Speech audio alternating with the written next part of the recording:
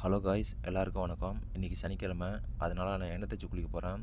So இந்த வீடியோவில் எப்படி எண்ணெய் தேய்ச்சி குளிக்கணும் அப்படிங்கிறது தான் பார்க்க போகிறோம். ஃபஸ்ட்டு எண்ணெய் தேய்ச்சி குளிக்கிறதுக்கு ஒரு நல்ல எண்ணெயை தேர்வு செய்யணும். நான் வந்து நல்லெண்ணெய் தேர்வு செஞ்சுருக்கேன். ஒரு சில பேர் தேங்காய் எண்ணெயிலையும் எண்ணெய் தேய்ச்சி குளிப்பாங்க. நீங்கள் எந்த எண்ணெயாலும் தேர்வு செய்யலாம். ஃபஸ்ட்டு எண்ணெய் எப்படி தடவணும்னு பார்த்தீங்க அப்படின்னா, தலையில் தான் ஃபஸ்ட்டு தடவணும். அதுக்கப்புறம் முகம், கழுத்து, தோள்பட்டை, கை, மார்பு, முதுகு, வயிறு, கால்கள், அதுக்கப்புறம் எல்லா இடத்துலையும் தடவணும். இப்படி எல்லா இடத்துலையும் தடவுனதுக்கப்புறம் ஒரு 10 நிமிஷம் நல்லா தடவுன இடத்துல நல்லா மசாஜ் பண்ணணும். எல்லோரும் கேட்பீங்க, என்னப்பா திடீர்னு எண்ணெய் தேய்ச்சி குளிக்கிற வீடியோ போடுற அப்படின்னு சொல்லிட்டு. ஆமாங்க, நான் இப்போ துபாயில் இருக்கிறேன். துபாயில் இருக்கிறப்ப எனக்கு உடல் சூடு அதிகமாகும். ஏன்னா இங்கே இருக்கிற கிளைமேட் அந்த மாதிரி. ஸோ இந்த மாதிரி சூழ்நிலையில் வாரத்துக்கு 2 தடவை எண்ணெய் தேய்ச்சி குளிக்கணும். ஆனால் இங்கே இருக்கிற நிறைய பேர்த்தால் அந்த மாதிரி பண்ண முடியாது. வாரத்தில் ஒரு நாளாவது எண்ணெய் தேய்ச்சி குளிக்கலாம்னு பார்த்தா அதுவும் முடியாது. ஏன்னா அந்த மாதிரி வந்து வேலை இருக்கும். நம்ம உடம்புல வலது கை மூட்டு பகுதியிலையும், அதுக்கப்புறம் இடது கை மூட்டு பகுதியிலையும், அதுக்கப்புறம் தொப்புள்லேயும் வந்து எண்ணெய் தடவி நல்லா மசாஜ் பண்ணலாம். ஸோ இந்த மாதிரி இடத்துல நல்லா ஹீட்டு ஃபார்ம் ஆகும். நீங்கள் எண்ணெய் தேய்க்கிறப்ப நல்லா ஹீட்டு குறைக்கிறதுக்கு வாய்ப்பு அதிகமாக இருக்குது. இது மட்டும் இல்லாமல் எண்ணெய் தேய்ச்சி குளிக்கிறப்ப மேக்ஸிமம் எல்லாருமே வந்து காதுலேயும் எண்ணெய் ஊற்றுவாங்க. 2 காதுலையும் எண்ணெய் ஊற்றி நல்லா மசாஜ் பண்ணுறப்ப நல்ல ஒரு பெனிஃபிட் கிடைக்கும். இப்போ நான் சொன்ன இடத்துல எண்ணெயை கொஞ்சமாக ஊற்றி ஒரு 10 நிமிஷம் நல்லா மசாஜ் பண்ணணும். ஸோ இந்த மாதிரி பண்ணுறப்ப அந்த தோல் பகுதியில் இருக்கக்கூடிய வெப்பநிலையை குறைச்சி ஈரப்பதத்தை அதிகமாக உண்டு பண்ணோம். துபாயில் இருக்க நிறைய பேருக்கு இருக்கக்கூடிய முக்கியமான பிரச்சனை என்னென்னு பார்த்தீங்க அப்படின்னா, முடி கொட்டுறது தான். ஸோ இது எதனால் நடக்குதுன்னு பார்த்தீங்க அப்படின்னா, உடல் சூடால் தான். நீங்கள் வாரத்துக்கு 2 தடவை எண்ணெய் தேய்ச்சி குளிச்சிங்க அப்படின்னா கண்டிப்பாக உங்களுக்கு முடி கொட்டாது. உடம்புல சூடு அதிகமாக இருந்துச்சு அப்படின்னா நிறைய பேர்த்துக்கு சரியான தூக்கமே வராது. நீங்கள் நிறைய பேர் எண்ணெய் தேய்ச்சி குளித்ததுக்கப்புறம் நல்ல தூக்கம் வரும். இதிலே நீங்கள் கவனிச்சிருக்கலாம். உடலில் சூடு கம்மியானுச்சு அப்படின்னா நல்லா தூக்கம் வரும். அதுக்கப்புறம் அது மட்டும் இல்லாமல் நிறைய பேர்த்துக்கு கை கால் மூட்டில் வந்து வலி இருக்கும். ஸோ இந்த மாதிரி இருக்கிறவங்களுக்கும் நீங்கள் எண்ணெய் தேய்ச்சி குளிக்கிறது மூலிமா இந்த வலி வந்து சரி பண்ணலாம்.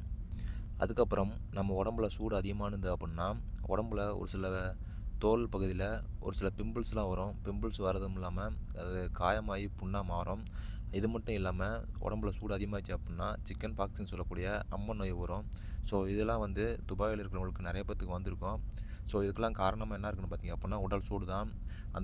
அந்த உடல் சூட்டை குறைக்கிறதுக்கு நம்ம என்ன பண்ணலான்னு பார்த்தீங்க அப்படின்னா, வாரத்தில் ஒரு நாள் இல்லைனாலும் மாதத்துக்கு ஒரு நாளாவது எண்ணெய் தேய்ச்சி கண்டிப்பாக குளிக்கணும். நம்ம ஊரில் இருக்கிறப்ப நிறைய பேர்த்துக்கு இந்த மாதிரி பிரச்சனைகள்லாம் வந்திருக்காது.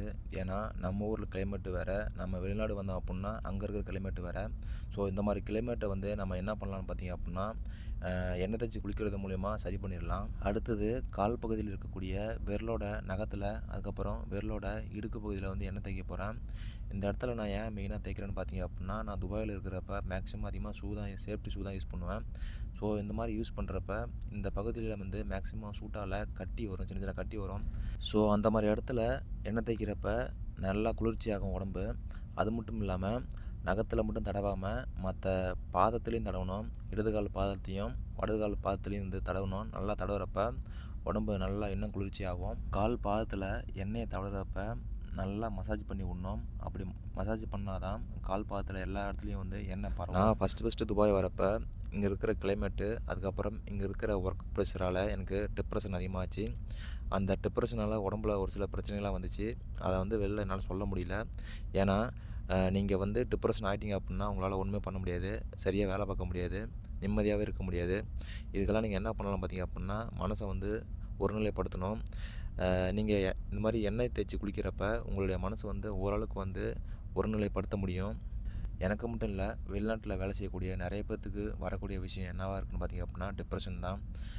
இங்கே இருக்கக்கூடிய ஒர்க்கு கண்டிஷனு, அதுக்கப்புறம் ஒர்க்கு ப்ரெஷரால் அது வரும். இதெல்லாம் தெரிஞ்சிக்காமல் நம்ம ஊர்லேருந்து நம்ம அப்பா அம்மா இல்லைன்னா நம்மளோட ஒய்ஃபு கால் பண்ணி பணம்னு கேட்டுகிட்டே இருப்பாங்க. இது எல்லாருக்கும் சொல்ல வரல, ஒரு சில பேர் இந்த மாதிரி தான் இருக்கிறாங்க. அவங்க என்ன கண்டிஷனில் இருக்காங்க, எப்படி வேலை செய்கிறாங்க, அதெல்லாம் வந்து தெரிஞ்சிக்காமல் அவங்க நம்மளை இன்னும் டிப்ரெஷனில் இருக்காங்க அப்படின்னா இன்னும் டிப்ரெஷன் அதிகப்படுத்துவாங்க. ஸோ அதெல்லாம் நம்ம கண்டுக்கவே கூடாது. நம்ம வேலையை மட்டும்தான் பார்க்கணும். நம்மளுடைய உடம்பை நம்ம கண்டிப்பாக பார்க்கணும். உடம்பை நம்ம கவனிக்கல அப்படின்னா கண்டிப்பாக நம்மளுக்கு கடைசி வரைக்கும் கை கொடுக்காது. அதனால் நம்ம உடம்பு தான் நம்மளுக்கு முக்கியம். அடுத்தது நம்ம 2 கைகள்லேயும் எண்ணெய் தேய்ச்சி அடுத்தது மிச்சம் இருக்கக்கூடியது காதுகள் தான். 2 காதுகள்லேயும் எண்ணெயை ஊற்றி நல்லா மசாஜ் பண்ணணும். நிறைய படத்தில் பார்த்துருப்பீங்க, உடம்புல சூடு அதிகமாகிடுச்சு அப்படின்னா காதுலேருந்து வெளில வர மாதிரி நிறைய படத்தில் காட்டிருப்பாங்க. ஸோ அதனால் நம்ம உடம்புல முக்கியமான பகுதியில் இருக்கக்கூடிய உறுப்பு தான் வந்து காது. இந்த காதில் வந்து உடல் சூட்டால் நிறைய பேர்த்துக்கு வந்து வலி வரும். அதெல்லாம் தவிர்க்கிறது தான் வந்து எண்ணெய் தேய்ச்சி குளிக்கிறப்ப காதுகளில் எண்ணெய் ஊற்றி நல்லா மசாஜ் பண்ணணும். இந்த மாதிரி பண்ணுறப்ப காதுகளில் உடல் சூடு கம்மியாகும். நம்மளுடைய உடம்புல அதிக அளவு வெப்பத்தை வெளியேற்றக்கூடிய ஒரு உறுப்பாக எது இருக்குன்னு பார்த்தீங்க அப்படின்னா நம்மளுடைய தோல் தான். அது எப்படின்னு பார்த்தீங்க அப்படின்னா நாம் ஒரு சூடான சூழ்நிலையில் வேலை பார்க்குறப்ப நம்மளோட உடம்புல தானாக வேர்வை வரும். இது எதற்காகன்னு பார்த்தீங்க அப்படின்னா நம்மளுடைய தோல் பகுதி வந்து அந்த சூடான நிலையில் வந்து காஞ்சிடக்கூடாது அப்படிங்கிறதுக்காக தான் நம்மளுடைய தோல் வந்து வேர்வையை உண்டு பண்ணுது. ஸோ இதன் மூலிமா நம்மளுடைய தோல் வந்து ஈரப்பதத்தை அதிகமாக உண்டு பண்ணும். ஸோ இதன் மூலிமா நம்ம உடம்புல ஏற்படக்கூடிய சூட்டை தணிக்கிறதுல முக்கிய பங்கு வகிக்குதுன்னு சொல்லலாம். அடுத்தது நாம் எண்ணெய் தேய்ச்சி குளிக்கிறப்ப கண்டிப்பாக முகத்தில் எண்ணெயை தேய்ச்சி நல்லா மசாஜ் பண்ணணும். ஏன்னா உடலில் சூடு அதிகமாச்சு அப்படின்னா நம்மளுடைய முகத்தில் வறட்சி அதிகமாக ஏற்படும். ஸோ இந்த வறட்சியை தடுக்கிறதுக்காக தான் நம்ம முகத்தில் எண்ணெய் தடவி நல்லா மசாஜ் பண்ணணும். இந்த மாதிரி தடவுறப்ப நம்ம முகத்தில் வறட்சி கம்மியானது அப்படின்னா தானாகவே முகம் பளபளப்பாக மாறும். எண்ணெய் உடல் முழுக்க தடவுனதுக்கப்புறம் நம்மளுடைய உடல் இருக்க எல்லா பகுதியிலையும் நல்லா பொறுமையாக ஒரு 10 நிமிஷத்துக்கு நல்லா மசாஜ் பண்ணணும். மசாஜ் பண்ணினதுக்கப்புறம் அதுக்கப்புறம் ஒரு 20 நிமிஷம் கழித்து நீங்கள் குளிக்க போகலாம். இதில் முக்கியமான விஷயம் என்னென்னு பார்த்தீங்க அப்படின்னா நீங்கள் குளிக்கிற நீர் வந்து வெதுவெதுப்பான நீராக இருக்கணும். ரொம்ப சூடாகவும் இருக்கக்கூடாது, ரொம்ப கூலிங்காகவும் இருக்கக்கூடாது.